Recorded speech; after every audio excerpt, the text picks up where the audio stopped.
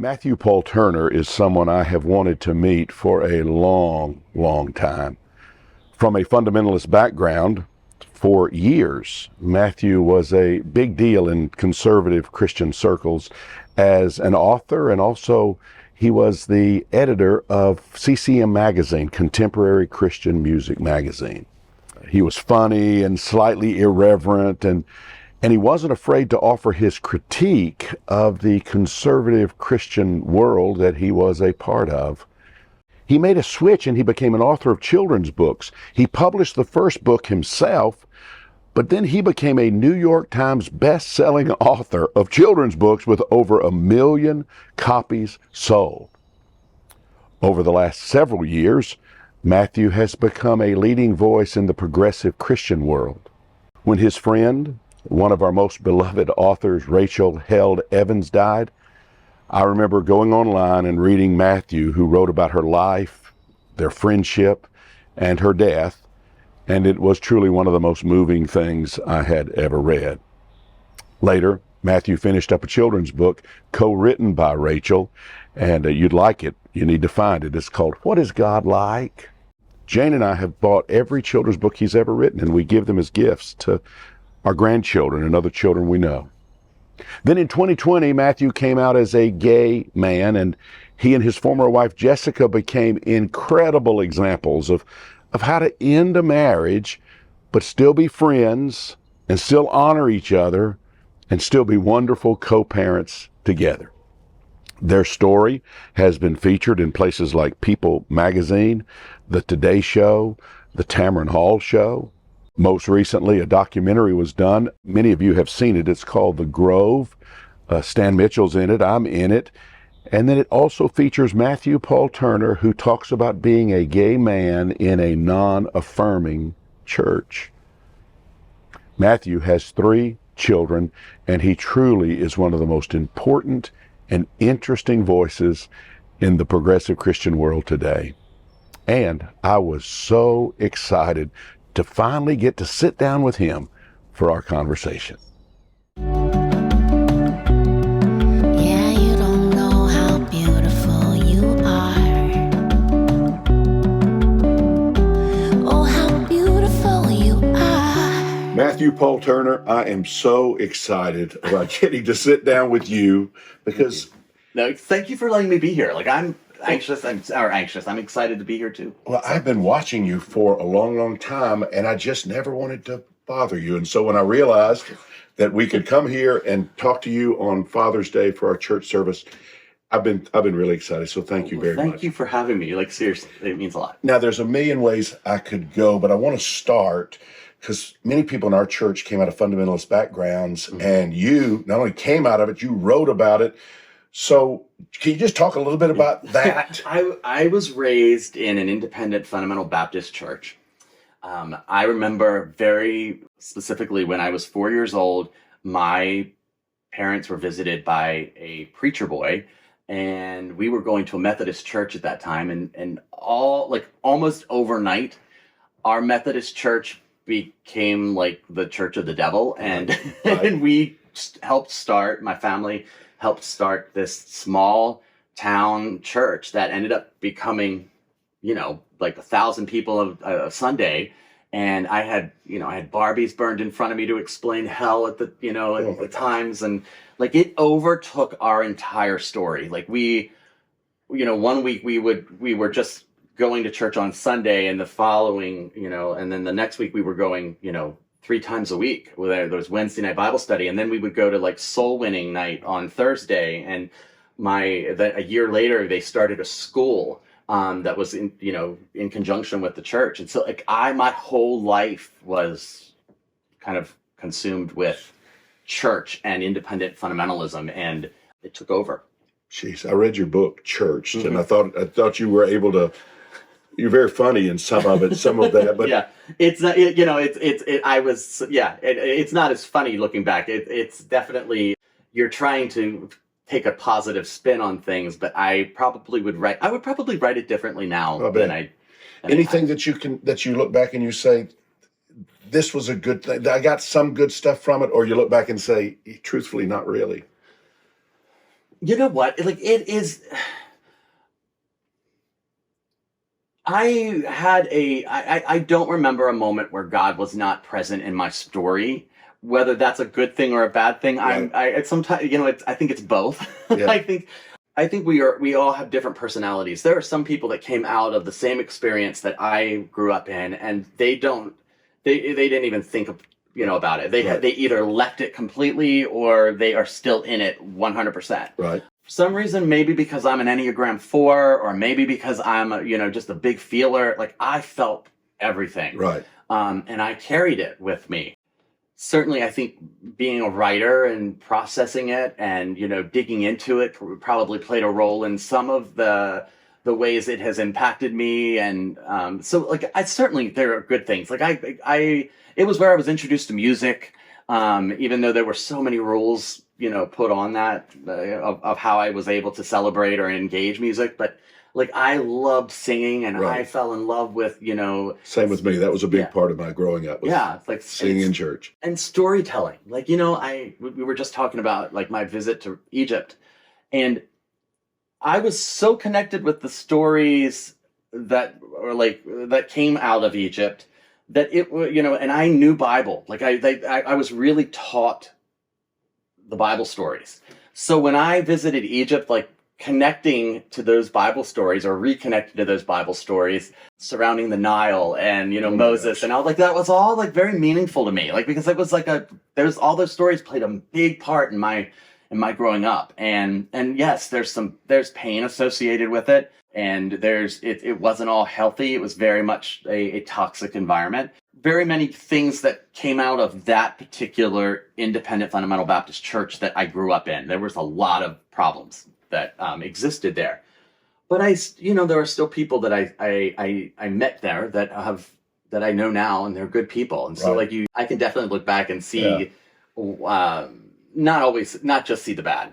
So you become an adult and you have a significant platform in conservative Christian world. I mean, you're writing books and you're able to push back in ways, I think, maybe more than many writers. Yeah. What led to you deconstructing? I deconstructed earlier than most people. Like my deconstruction, I voted for Bush twice. Okay. So in 2004, I was still pretty much conservative. I had started to think out a little outside the box when it came to my theology, but it had not invaded any other aspect of my life. 2005, watching the events surrounding Katrina, it completely upended my understanding of what evangelicalism was, how it connected with the politics surrounding it. And, watching, in 2000, I was one of the conservatives that really connected with Bush's mantra of compassionate conservatism. Yeah. And I mean, it was a thing. It was a thing. And it felt beautiful in a lot of ways. Okay. I mean, looking back, it's probably less so, but at the time it just felt like a thing. And, to see the very opposite happen, to see, to hear somebody who said, hey, we want to be a city on a hill. And then we watch a city fall apart, and people are coming, walking away from their whole stories, leaving them all behind, and they're getting and he can't even go and visit and be present in that. And so, and it wasn't just politics related, but that was like to connect with my own racisms, to connect with my own bigotries through an event like that. It was just affecting. And I just remember thinking, I'm going to stop voting for me. And the very next year, Jessica, my now ex-wife, best friend, like we were like one of, like, I don't know, 16 people in Tennessee that voted against the marriage amendment in 2006. And, Right. I voted for my first Democrat, and that event, there was something about that event. And I sort of I made big choices to do things that were way outside of what I was comfortable with. and I theologized it later. Like Right. I dealt with the aftermath of it post voting liberal. You know, and then because I was in this world of writers, like I had the privileges to run into people who were already thinking and theologizing some of this stuff. Like, you know, I remember Chris C. from like his church in Houston. He was, you know, a lot of the emergent circles that I was able to walk in. And so like I had the ability to sit down and like process some of this stuff with them, and it just pushed me out of my comfort zone. And you know, it's like I remember Rachel Held Evans talking about like when you start to question the scriptures, like it is definitely a slippery slope. It is. And I just remember several times getting to the bottom, what I felt like was the bottom of that slope, and thinking, I'm ready for a new ride. Like Right. I'm ready, you know, let's go down another slide. And so like I became very comfortable in that space of not knowing, not having to have answers. Like I didn't necessarily need it all to like fit together. All I knew is I wanted to include as many people as wanted to be included. Like that's I where love that. I love that. And I love that certainty. We have to give up certainty. And that was so. Well, that's where faith begins, is when you actually start to give up certainty. Like, I think I went through a season where I just was like, I'm not sure I had faith. Like I'm not sure I really understood like what faith was, because it was all about like having to know exactly what was going to happen and how it was going to happen. And you know, we had like, you know, when you're raised in Baptist theology, you not only know exactly what today is supposed to look like and what today is not supposed to look like. You know what the future is going to do. Right. Like you have it all planned out. Like right. you, I mean, like you're constantly in that thought process where maybe Jesus might come back today, or Jesus might come back before, you know, and so you live, like I lived my life sometimes being afraid that Jesus was going to come back, and sometimes being like excited that Jesus was going to come back, and all like, so there was a lot, like it was a lifestyle, and it affected every aspect of my story. So, and the thing that was probably, you know, the part of the story that is affecting to like my relationships is that every time you walk away, when you're raised in fundamentalism, every time you walk away from one little thing, it creates a drama. Right. You can't, like I remember when I first went to a movie theater. I wasn't allowed to go to a movie theater growing up, and I went to see Robin Hood Men in Tights. Right. In college. Right. And not the greatest first movie, but like I went to a movie theater and saw it in 1994, and I mean, the drama that act alone created in my own story, the conversations, the number of conversations that I had to have with my parents before they calmed down, the number of conversations that you know, my brother-in-law called me, you know, my oldest brother-in-law called me, and you know, was like worried about me, right. And like it's like I was so used to that kind of thing happening, that I didn't even know that it was an odd. Right, that it was odd. Because people watching right now that didn't come from that background, that's got to sound like the craziest thing. Weird. I mean, but every choice. Well, then you start to learn to keep secrets. Like you start to learn, like, okay, there's certain things I can't tell my family. Like I can't talk to them about that. And you start to create that part of your story where there's certain things that they can handle and certain things that they can't. Fundamentalism affects your entire life. It is not just a religion. It's not just a faith. It is a utter life that you when you think you've started to heal, you probably are just scratching the surface. Right.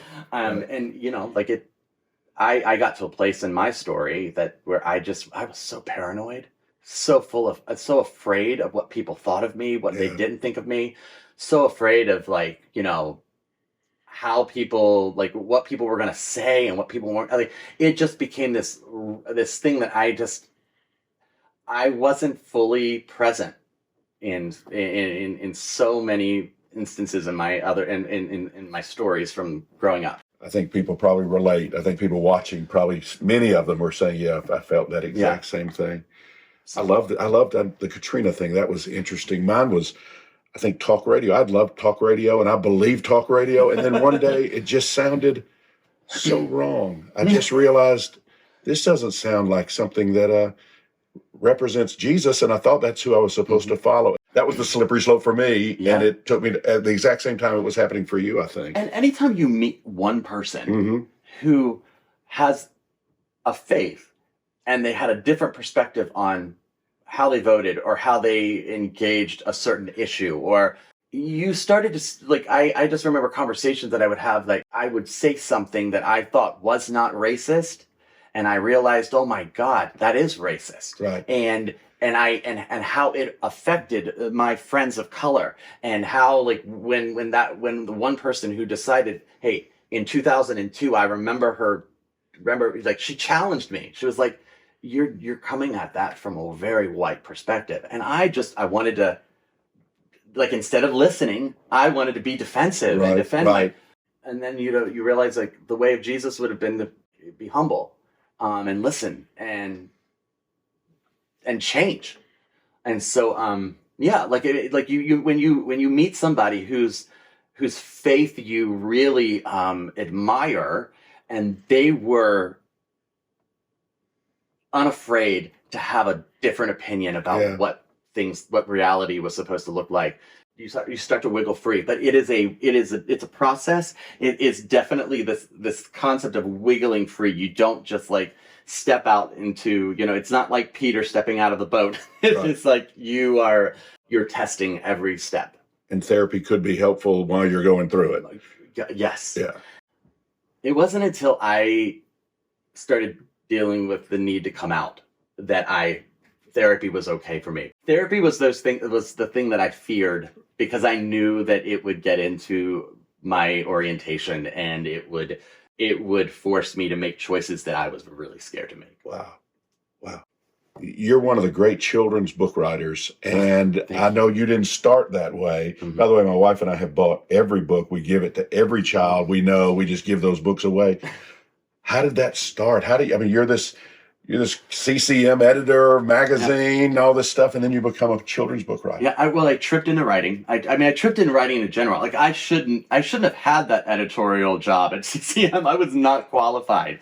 And I ended up being in this position that kind of introduced me to the one thing that I had going for me. I had a writing voice. I was not a perfect writer by any stretch, but I had a voice that I could put down on paper. And so after that, I left that job. I just started writing books to make a living.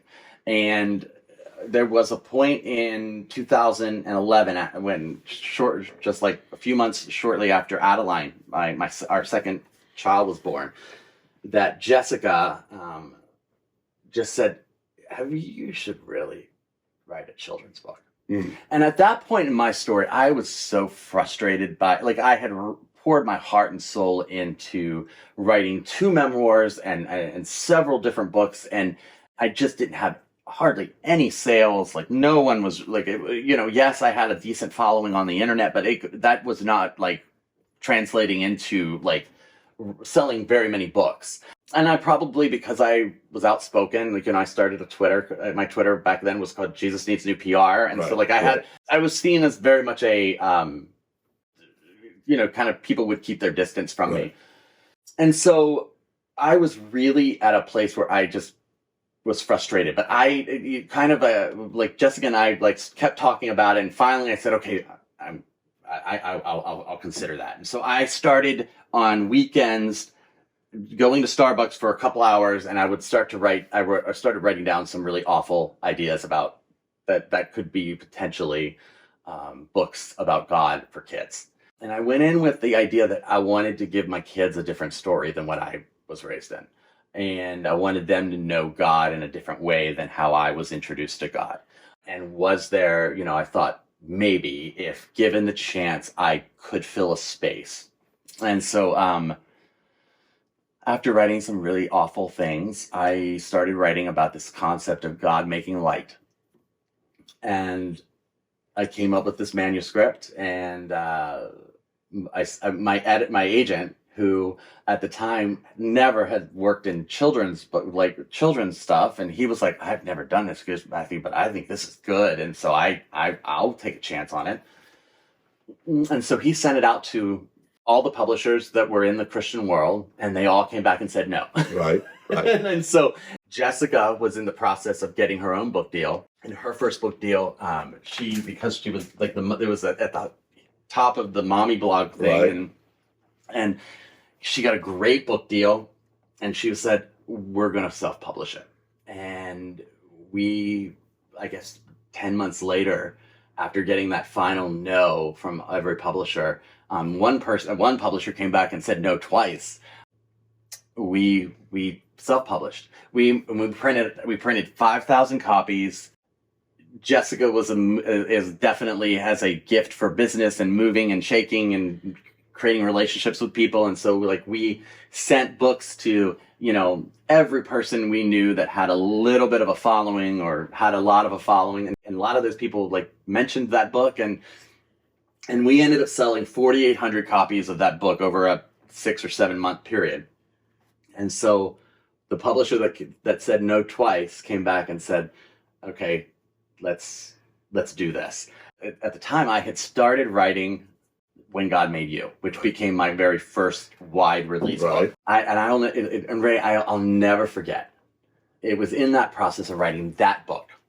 I used to write a lot of my children's books in the parking lots of of grocery stores, and I was in a Publix parking lot off by myself. And I do that because I would walk around as I would write, and I would write, almost like recite it out loud, because when you're rhyming things, you want it to you want the rhythm to be right. And I'll never forget, when I wrote this part, I said, you, and God sees you, God delights in what is and sees only what's true. That you, yes, you, in all of your glory, bring color and rhyme and rhythm to God's story. So be you, fully you, a show-stopping review. Live your life in full color, every tint, every hue. Discover, explore, have faith, but love more, and learn and relearn all that God made you for. And every single word, I am bawling. Oh my goodness. I'm just bawling as I'm writing these words down, because I was thinking at that point that I might never be able to be fully present in this life as a gay man. But damn, I'm going to use my influence to at least help other kids to feel seen.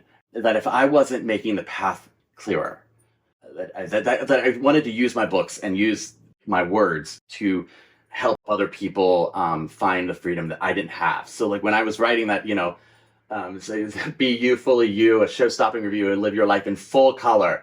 I was hoping that every gay kid that in the church would get the wink. And so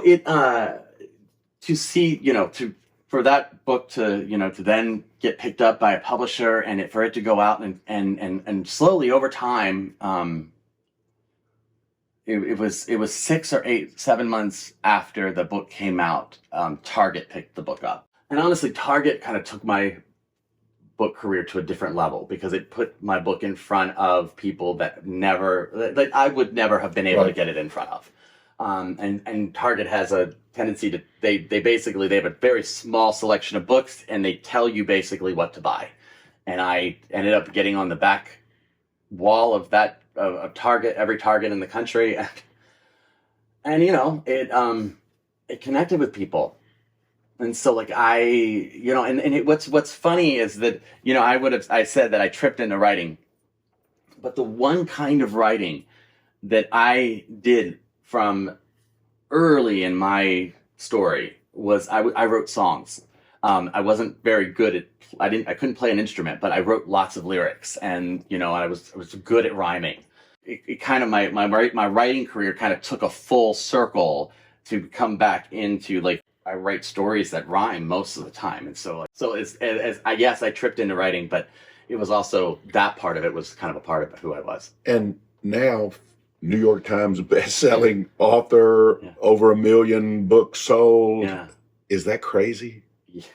I mean, that's amazing. Yes, it's crazy. Like I mean, I just finished my 9th children's book, and I have my next book comes out next year. Yeah, and to have people like to have people come up to me and know my books, like I'm, like, and for kids to know, like, to be reading my books and not only read them, like kids have them memorized. Mhm. Like I don't think I fully realize that, or I don't fully comprehend all that. And I'll tell you this, Ray, the other thing that I didn't know about all this was that children's books will show up in places that I never believed possible. The letters that I get from families who have used my books in some major part of their story, the 2 stories that I will sometimes, like, I will often tell is, like, I received a letter from a pastor who was in New Hampshire, and in conjunction with her job as a pastor, she also worked for a local hospice. And she was walking with somebody who was in their last week, and they were 99 years old. And somebody had put my book, When God Made You, by her bedside.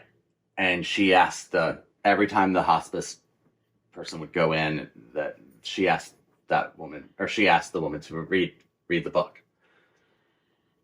I never in a million years was thinking, as I was writing this, it did not, like, I never thought about one of my books being read over top of over somebody whose story was coming to a close.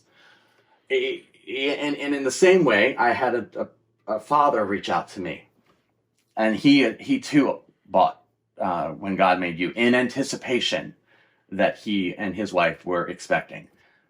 Their child only lived 2 hours. And in the process of that 2 hours, they read my book 3 times. And I still I get emotional about that, because, like, again, I wouldn't read my book in that part. Like, that was the idea that somebody would be in that moment and think, oh, I'm gonna read When God Made You.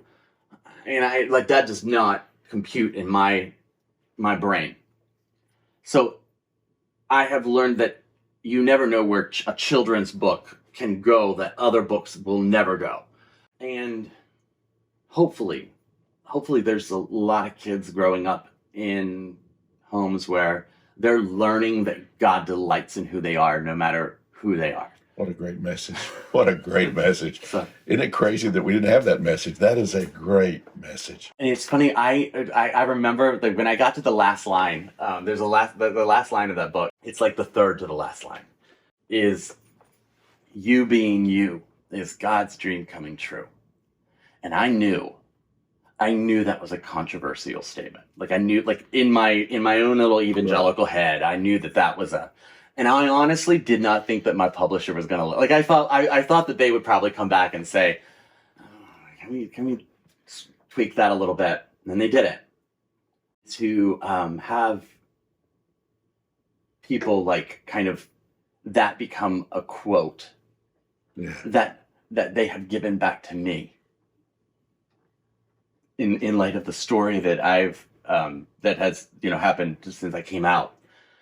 Like, I did, again, I never, like, I didn't relate my children's books to my own story. I wanted it to pave the way for other people. And so for them to come back and say, you being you is God's dream come true. Like the number of people that wrote that in the comment sections on my social media on the day that I came out, it kind of blew me away. I remember the day you came out. That was big news all over the country. Yeah. Can you talk a little bit about it? Yeah, no. it's funny because like when you're a writer, I don't think you have any kind of like capacity to understand your own how well known or how like newsworthy something would be. I mean, I thought that yes, we might get a mention on like a couple Christian sites. I did not anticipate the the level of noise that was created. Right. I think somebody once like estimated that within the first couple days, like 10 million people read my story on some social media, or read Jessica and my story because we both announced it. And so like it,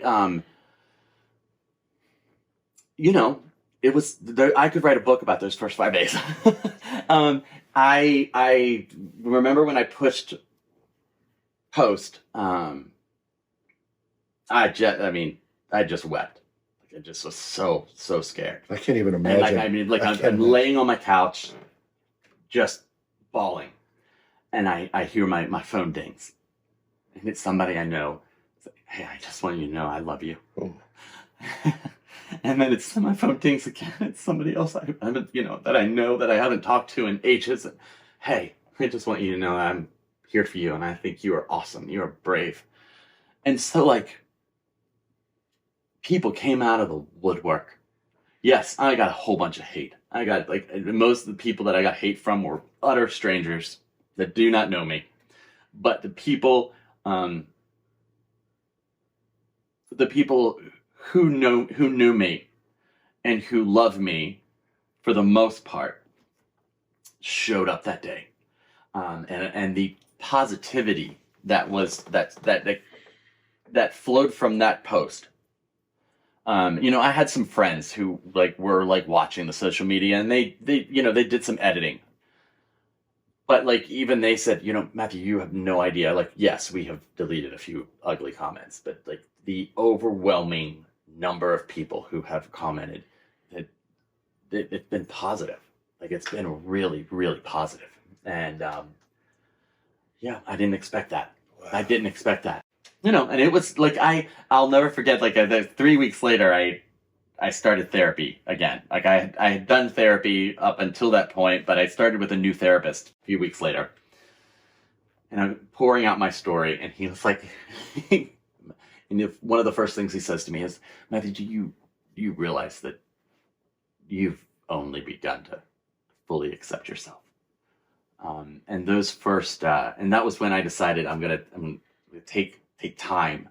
I'm not gonna I said no to every interview because I got lots of people wanting to talk to me and all that, and I said no to all of it, and I just focused on becoming comfortable in my gay skin.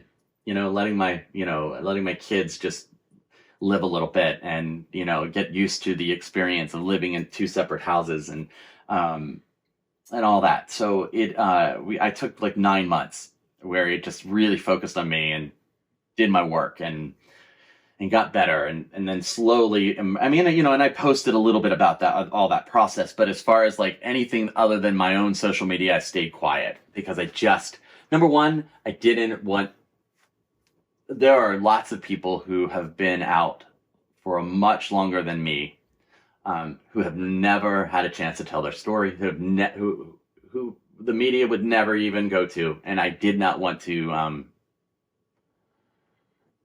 I didn't want to take their story away from them. Right. I didn't want to fill in a place. So whenever I would get requests, I would give them the names of other people in hopes that they would call and contact them. And I had my friend Roberto, Robin on social media. Yeah. I was telling him about my story, and he's one of the bravest humans I've ever met. Right. I just so brave. And he was like, Matthew, we need you to speak up. We need you to speak up. It's you don't need to worry about what everyone else is gonna think or whose story you're gonna take away. We need you to tell your story, because when you get to tell your story, it opens up the opportunity for other people to also tell their stories. That opened up the the opportunity that when People Magazine called and said, "Hey, we're doing a family issue. Would you like?" Okay, and so that was that. The People Magazine ended up being the first interview that Jessica and I did. I mean, together, but also just even as individuals. Like that first year, we didn't really spend that much time talking about it, and then we decided, hey, that we'll tell a little bit of our story. Right? I didn't. If you would have told me, I mean, heck, 3, 4 years, or 5 years ago, that I was I was going to like have some like popularity as a gay Christian, I would like, like I would have, no, absolutely, like that's not gonna happen. Like, of course that's not gonna happen. But my gosh, if I can use my story to change the narrative for other people, I've had lots of the number of people who have reached out to me post coming out and said, one of my kids came out to me and I searched online for people of faith that had come out, and like you're one of the very few people, and it blows my mind. Like I don't even so anyway, if my story gets used to break down some walls and some barriers and blaze a trail a little bit, so be it. Like, you talk a lot about Jessica, and you guys seem to have done it so beautifully, how you've been able to walk through all of it. Can you just talk a little bit about her? Yeah, yeah, I can. Jessica is one of the most gracious humans I have ever had. How long were y'all married? Almost 16 years. 16 years. And not once. I mean, Jessica was so sad that our marriage was ending. But not one time did she shame me because I was gay. She was brokenhearted that our relationship is changing. But she has walked with me. I would not have, if left to my humanity, left to my spiritual brokenness, left to my where I was in 2020, even having just deconstructed and being really okay with everybody else's stories. I had long been very vocal about other people's LGBTQ rights, the people of color's rights, and everybody. I could not have grace for my own story. I struggled. And so without Jessica, Ray, I might still be in the closet. Right. Our marriage may have ended, but I'm not sure you would know why. Right. Jessica, that was the one thing that she asked, that if we're going to do this, can we be honest? Which required me to tell my family. And that was telling my family that I was gay.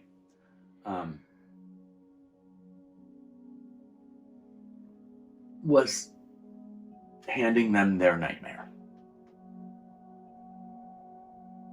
And it's still their nightmare. I knew that if I spoke those words out loud that I was going to lose my family. Jessica, that was the one thing that Jessica was wrong about. She goes, they'll come around. They'll come, and maybe they still will. But it's hard. Yeah, it's been, that aspect of it has been really, really hard. But because of Jessica's encouragement to be honest and open, I have found the freedom, how, Brene Brown speaks about vulnerability being a strength. And you have no idea going through, living in 2016, 2017, 2018 in a Brene Brown world where everybody quotes Brene Brown, right. Okay? And none of the quotes apply to you. None of them. like you almost, like every time you saw a quote by Brene Brown, it would almost like conjure up anxiety in you. Right. Without Jessica, I'd still probably be on some level mixed up in that anxiety. And she has not only been a champion of me, like she has shared her family. Her family has loved me so well. She, was present when we shared with our kids what was going on in our story, and so like that was a big. She's walked with me on every step, and is still very much a presence in how I heal and how I journey forward. And of course, we co-parent, and so like, I mean, literally, we talk probably 4 or 5 times a day, like every day. And she lives a quarter of a mile from me, and I, like our kids get to see each other. We see our kids every day, like so. It's she has been a grace to me that I don't think that I could have fully understood 3 years ago. That's beautifully said. No. That's beautifully said. When you think about coming out, do you think about how it's affecting your children? And as far as, do they see the strength? Do they see what you've done? Does it help them see things differently? I mean, I think that my kids have, my kids are the strongest humans I know, honestly. Like they have, they are, Jessica and I had never taught them anything other than love when it came to people. Right. Like we really, that was a very much a teaching in our house. So their father being gay there was never any issue with me being gay. Certainly us walking through this separation, that was hard, and we wanted them, like we set up conversations with them to especially our 2 oldest kids to seek therapy, and to have somebody, presence in their story that they can talk to and process all that stuff with. But like when you're walking through Target and your little boy looks at you and says, "Daddy, there's a rainbow," and it's like, it's just a small way for him to say, "Hey, I see you." And then when your daughter is literally like the, she's like the pride queen, and like it is, has there been hard parts to it? Sure, but most of it is me. Most of it is my my fears or my insecurities, like walking into it. They have, we don't sit around and process too much about, their dad being gay, but like they have been huge parts of my healing and my support, and they have championed my story in ways that I didn't know I needed. When we were thinking about Father's Day, we thought there couldn't be a better story than your story and Jessica, and how you have loved your children well, and how you're taking a generation of kids and you're teaching them through your books about a different way to see themselves. That's beautiful. And I love that. Any words you would say to a progressive, inclusive, affirming church in Atlanta about the journey that we're on together? First of all, I would say that thank you for being a community of people willing to love people who so many other churches have pushed away and pushed out of the story. So you're just the invitation to belong is such a powerful thing.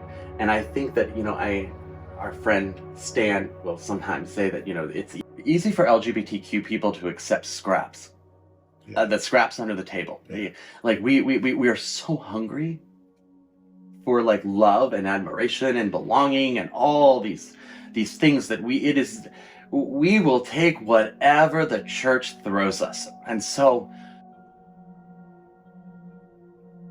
be patient and kind with the people who come into your church looking for a new way, because you might have the very thing they're looking for. It's going to take them a while to even know that they can trust it. Like, so be patient with the people, but also thank you for being a place, being a table that we can show up at, and that we are welcomed at, that we're not getting thrown scraps. Because when you have existed in a reality where scraps get thrown at you, it creates a dysfunction for how you accept people's grace, or how you're not able to accept people's grace. And so, like, there's got to be a patience and a time that exists, but mostly just, man, like, keep doing what you guys are doing. This has been one of the most wonderful talks I've ever had. I thank you for sharing your heart. I feel so glad that we get you in our service. Thank you. And I hope you'll come to Atlanta and be with us one day. I would love that. Blessings to you. Thank you. Thank you. Thank you. Yeah, you don't know how beautiful you are. Oh, how beautiful you are.